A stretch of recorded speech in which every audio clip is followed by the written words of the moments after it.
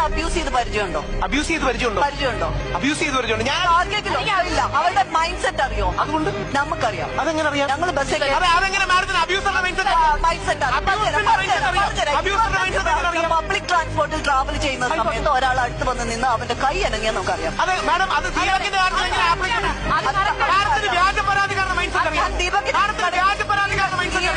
എനിക്കറിയാം. കേരളം കണ്ട ഏറ്റവും വലിയ മുഖ്യമന്ത്രിയായ ശ്രീ ഉമ്മൻചാണ്ടി വ്യാജപരാതിയിൽ കുടുങ്ങിയ ആളാണ്. നിവിൻ പോളി എന്ന വ്യക്തി കൊച്ചി നിൽക്കുമ്പോ ദുബായ് വെച്ച് റേപ്പ് ചെയ്തു എന്ന് പറഞ്ഞു. ആ പെൺകുട്ടിയോട് പോലീസ് ചോദിച്ചു, പെൺകുട്ടി എന്ത് പറഞ്ഞറിയോ? ഉറക്കപ്പിച്ചിൽ ഡേറ്റ് മാറിപ്പോയതാണ്.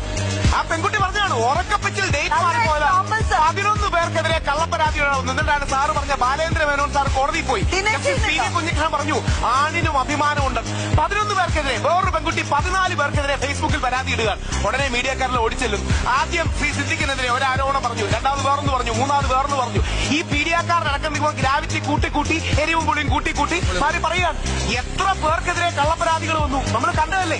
അങ്ങനെ അവസാനമാണ് സാറ് പറഞ്ഞൊരു കാര്യം, ഈ അക്യൂസ്ഡിനും പ്രൈവറ്റ് കിട്ടില്ല, ഒന്നും പറയാനില്ല കേട്ടാ.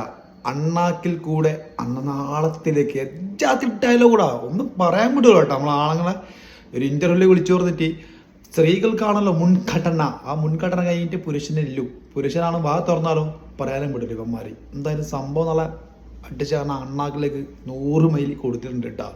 Rahul Easwar, big salute.